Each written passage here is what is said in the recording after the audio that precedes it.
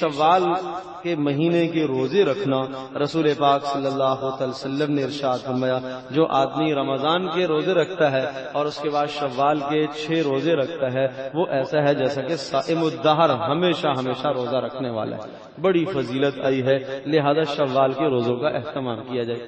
پھر شوال کے روزوں میں یہ گنجائش آپ کو دی گئی ہے، تسلسل ضروری نہیں ہے۔ آپ پورے شوال کے مہینوں میں 30 یا 29 دنوں کے اندر آپ 6 روزے جب چاہے پورے کر لے، نفلی روزہ ہے جب چاہے پورے کر لے۔ اور لیکن چند مسائل اور ہیں وہ بھی ذہن نشین فرما لیجیے۔ جمعے کے مضمون میں بھی یہ بات عرض کی تھی، لیکن آج چونکہ خواتین کا بھی مجمع ہے اس لیے دوبارہ سے ان باتوں کو تھوڑا سا دہرا دیتے ہیں کہ جن جن لوگوں پر فرضی روزہ باقی ہے، یعنی رمضان کی قضا باقی ہے، خواتین میں عام طور پر چند دنوں کی قضا ہو ہی جاتی ہے، ایام کی وجہ سے، بچے کے دودھ پلانے کی وجہ سے، یا اسی طرح سے جناب امید میں ہونے کی وجہ سے، یا کوئی بھی اسباب ہے جن اسباب کی بنیاد پر خواتین کا روزہ اگر چھوٹ گیا ہے تو وہ پہلے فرضی روزہ ادا کرے، قضاء رمضان ادا کریں، وہ پہلے ہے۔ جب قضاء رمضان ادا کر چکے 2 یا 3 یا 4 جتنے بھی تھے، اس کے بعد اگر وسعت ہے اور اگر بدن میں ہمت اور طاقت ہے تو پھر شوال کے روزے بھی رکھ لیں، فضیلت کی بات ہے۔ لیکن تاہم اگر شوال کے روزے کی نیت کرتی ہے اور شوال کے روزے رکھ لیتی ہے تو جب بھی شوال کے ادا ہو جائیں گے۔ لیکن یہ بات بھی ذہن نشین فرما لیجئے، بہت سارے لوگ یہ سوال پوچھتے ہیں کہ جناب شوال کے روزوں کے ساتھ ہم قضا کی نیت بھی کر سکتے ہیں؟ نہیں، قضا کی نیت آپ نہیں کر سکتے، قضا فرض ہے، اس کے ساتھ کوئی نفلی نیت جمع نہیں ہوگی، قضا کے لیے یہ ضابطہ ہے۔ باقی نفلی ہے تو نفلی میں آپ 4 نفلی نیتوں کو جمع کریں، آپ 5 کو جمع کریں، آپ کو اختیار ہے، لیکن قضا ہے تو قضا ہی ہے، اس کے ساتھ دوسری نیت آپ نہیں جمع کر سکتے۔ مثلا نفلی ہے تو آپ شوال کی نیت بھی کر لیں، جمعرات آئی ہے تو جمعرات میں آپ علیہ السلام روزہ رکھا کرتے تھے، پیر کو آپ علیہ السلام روزہ رکھا کرتے تھے، تو آپ شوال کے مہینے میں پیر اور جمعرات کا انتخاب کر لیجئے تو 2 نیتیں جمع ہو جائیں گی۔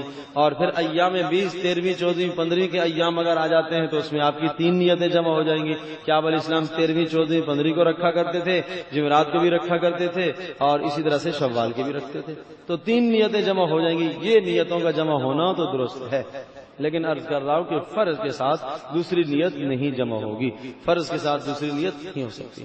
پھر اس روزے کے لیے ضروری ہے کہ آپ رات سے نیت کریں کہ کل مجھے روزہ رکھنا ہے۔ جو آپ نے قضائیں کرنی ہیں اس قضا کے لیے ضروری ہے کہ آپ رات سے نیت کریں کہ صبح مجھے روزہ رکھنا ہے۔ تاہم اگر کوئی آدمی کسی بنیاد پر نہیں کر پایا تو وہ صبح سویرے بھی اگر سوال سے پہلے بھی نیت کر لیتا ہے تو روزہ ادا ہو جائے گا، نفلی روزہ تو ادا ہو جائے گا، البتہ قضا میں اس کے لیے ضروری ہے وہ کوشش کرے کہ وہ رات ہی سے نیت کرے۔ اور رات ہی سے نیت کرنے کا مطلب یہ ہوتا ہے رات کو جو اس نے سحری کا بندوبست کر لیا کہ بھئی مجھے صبح اٹھنا ہے، اس نے الارم لگا دیا مجھے اٹھنا، بس یہی نیت کہلاتی ہے۔ نیت کا مطلب ہے دل میں خیال ہونا، دل میں ارادہ ہونا۔ اس کی ایک احترازی مثال آپ یوں سمجھ لیجئے کہ ایک آدمی جو ہے وہ رات کو سو گیا، ذہن میں بھی نہیں تھا، خیال میں بھی نہیں تھا، صبح اٹھا، جناب فجر کی نماز بھی رہ گئی ہے، نہیں پڑھ پایا، سحری میں نہیں اٹھ پایا، 11 بجے بستر سے اٹھا تو رات کو سویا ہوا اور 11 بجے اٹھا، کوئی کھایا نہیں، کچھ پیا نہیں، کہتا ہے میرا وہ قضا روزہ تھا اس کی نیت چلو کر لیتا ہوں، آدھا دن تو ویسے ہی گزر گیا، اب یہ روزہ نہیں ہوگا، اس لیے کہ اس نے رات سے کوئی نیت نہیں کی۔ تو اس لیے حکم دیا جاتا ہے کہ آپ رات ہی سے روزے کی نیت کریں۔ اور اسی طرح سے یہ بات عرض کر چکا ہوں تو کہ تسلسل اس میں کوئی ضروری نہیں ہے، وقفے سے بھی آپ روزے رکھ سکتے ہیں۔ اور اسی طرح سے یہ مسئلہ بھی اپنی جگہ پر کافی اہمیت کا حامل ہے کہ جب آپ یہ شوال کے روزے رکھیں گے تو سحر اور افطار کے اوقات کا خیال رکھا جائے۔ عام طور پر افطار تو اذان غروب آفتاب کے ہوتے ہی ہوتی ہیں شام کو، لیکن جو صبح کی اذان فجر کی ہوتی ہیں وہ قدر تاخیر سے ہوا کرتی ہیں غیر رمضان میں، لہذا آپ کو وقت معلوم ہونا چاہیے کہ صبح صادق کا ٹائم کیا ہے۔ صبح صادق سے پہلے روزہ ختم کریں گے، سحری کا کھانا ختم ہوگا تو آپ کا روزہ تصور کیا جائے گا شمار کا، آپ اذان کا انتظار مت کیجیے۔ تو شوال کے روزے کی بہرحال بڑی اہمیت ہے۔ آپ علیہ السلام نے ارشاد فرمایا کہ جس آدمی نے رمضان کے روزے رکھے اور اس کے بعد شوال کے 6 روزے رکھے، وہ ایسا ہے جیسا کہ اس نے پورے سال کے روزے رکھے۔ یہ پورے سال کی بات اس لیے بتائی ہے، اس لیے کہ اللہ پاک کا ایک کریمانہ اصول اور ضابطہ ہے، من جاء بالحسنۃ فلہ عشر امثالھا، جو آدمی ایک نیکی کرے گا اللہ اس کو 10 نیکیاں عطا فرمائے گا۔ تو یوں سمجھ لیجئے کہ رمضان کے اگر 30 روزے ایک آدمی رکھتا ہے تو وہ ہر روزے کی 10 نیکیاں آپ ملاتے چلے جائیں گے تو 300 روزے تو یہ ہو گئے، اور مزید اگر 6 روزے اور رکھ لیتا ہے تو پھر ہر روزے کی 10 روزے کا ثواب ملاتے رہیں گے تو 60 روزے یہ ہو جائیں گے، 360 روزوں کا ثواب۔ اور عام طور پر اسلامی سال وہ 360 دنوں سے کم ہی ہوا کرتا ہے، اس لیے کہ بیچ میں 29 کے بھی مہینے آتے ہیں اور 30 کے بھی آتے ہیں۔ اب رہ گئی بات کہ اگر رمضان ہمارا 29 کا گزرا تو جب بھی اللہ پاک اپنے کریمانہ اصول اور ضابطے کے مطابق پورے سال کے روزوں کا ہی ثواب عطا فرمائیں گے۔ تو بسا اوقات عمل بہت سہل سا ہوتا ہے لیکن اس پر اجر و ثواب بہت زیادہ ہوا کرتا ہے۔ یہ اللہ پاک کا کرم ہے کہ دیکھنے میں عمل بہت مختصر ہے لیکن اجر اس پر بہت بڑا ملنے والا ہے۔ ایک آدمی اگر رمضان کے روزے رکھ لیتا ہے لیکن اس کے بعد شوال کے روزے نہیں رکھ پاتا تو پھر اس کے لیے یہ وعدہ نہیں ہے، اس کے لیے یہ خوشخبری نہیں ہے، اس کے لیے یہ بشارت نہیں ہے، یہ اسی کے لیے بشارت ہے۔ آپ نے ارشاد سنا ثم اتبعوا ستا من شوال، اس کے بعد وہ شوال کے 6 روزے رکھے گا فہو کصائم الدہر، وہ ایسا ہے جیسا کہ ہمیشہ ہمیشہ روزہ رکھنے والا ہے۔ اور ویسے بھی نبی پاک صلی اللہ علیہ وسلم نفلی روزوں کا اہتمام کیا کرتے تھے۔ ایک بات میں نے پہلے بھی عرض کی تھی کہ ہمارے یہاں نوافل عبادات نمازوں کا رواج ہے۔ آپ مسجد میں تشریف لاتے ہیں تو آپ نماز سے پہلے نفل ادا کر لیتے ہیں، آپ نماز کے بعد بھی نوافل ادا کرتے ہیں۔ خواتین گھروں میں نوافل کا اہتمام کرتی ہیں اور اشراق اور چاشت اور اوابین کا اور بہت ساری اور دیگر نمازوں کا خواتین اہتمام فرما لیتی ہیں، بڑی خیر کی بات ہے۔ اسی طرح سے مالی نوافل کے زکوٰۃ فرض ہوتی ہے، زکوٰۃ کے علاوہ نفلی عطیات نفلی صدقات خواتین بھی خوب نکالتی رہتی ہیں، مرد حضرات بھی نکالتے رہتے ہیں۔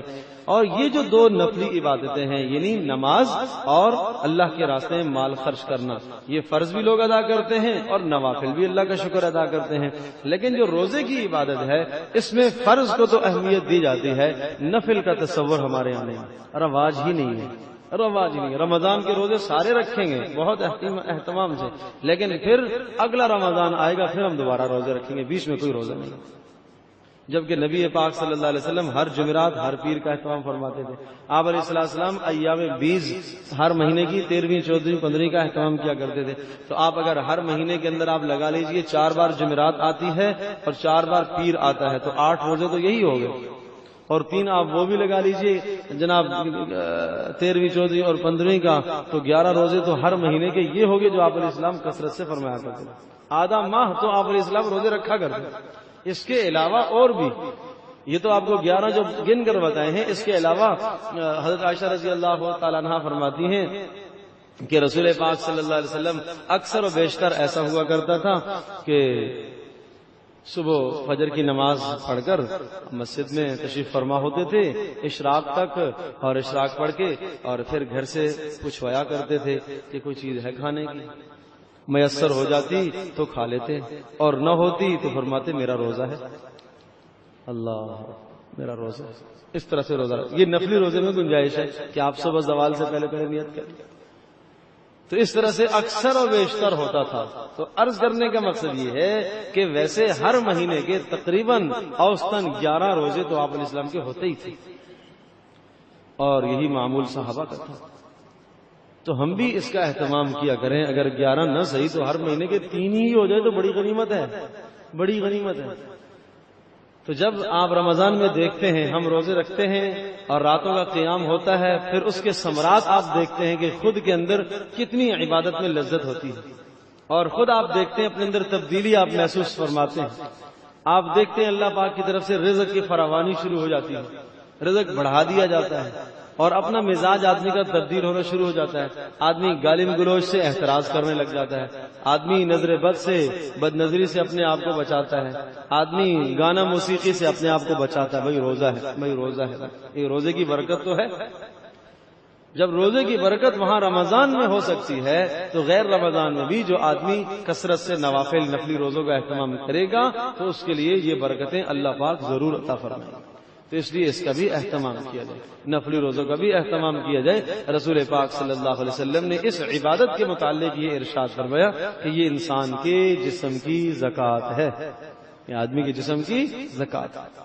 جب آدمی روزہ رکھتا رہتا ہے تو صحت بھی برقرار رہتی ہے، تندرستی بھی رہتی ہے، اچھی صحت رہتی ہے، اور اس کے ساتھ ساتھ اللہ پاک کی رضامندی تو ہے ہی ہے. اور فرمایا کہ روزہ میرے لیے اور میں خود اس کا بدلہ دوں گا. وہ صرف فرضی روزے کے ساتھ خاص نہیں ہے، نفلی روزے بھی ہے. بہت بڑی فضیلت ہے، اور اس میں اتنی بڑی فضیلت اس لیے بتائی کہ روزے کی عبادت میں اخلاص زیادہ ہے. اخلاص زیادہ ہے. نماز کی ایک حیت ہے، ایک شکل و صورت ہے، دیکھنے سے دور سے پتہ چلتا ہے آدمی نماز میں کھڑا ہے. تلاوت ایک حیت سے ہوتی ہے، ایک مخصوص انداز سے آدمی بیٹھتا ہے، اللہ کا کلام ہاتھ میں لے کر بیٹھتا ہے، زبان اس کی چل رہی ہوتی ہے، اور اسی طرح سے خرچ کرتا ہے. وہ بھی ایک مخصوص عبادت ہے، نظر آتی ہے. لیکن روزے کی عبادت ایسی ہے جو نظر نہیں آتی. کسی کو کیا پتا یہ روزے دار ہے؟ اب کتنے یہاں روزے دار بیٹھے ہیں کسی کو کیا معلوم، لیکن ایک کھڑے ہو کے نماز پڑھنے لگ جائے سب جان جائیں گے نماز پڑھ رہے ہیں. ایک آدمی تلاوت کرنے لگ جائے سب کو پتہ چل جائے گا یہ تلاوت کر رہا ہے. ایک آدمی جیب ٹٹولے اور ہاتھ سے پیسے نکال کے کسی کو دے اور خرچ کرے، سب کو پتہ چلے گا کہ یہ خرچ کر رہا ہے. لیکن روزہ ایک ایسی عبادت ہے کہ جس میں بہت زیادہ اخلاص ہے، اس لیے اس پر ملنے والا اجر اور ملنے والا انعام بھی زیادہ ہے. تو عرض یہ کر رہا تھا کہ نفلی روزوں کا بھی اہتمام کیا جائے، اور ان نفلی روزوں میں شوال کے روزے بھی ہیں. اللہ پاک ہم سب کے لیے عمل کرنا آسان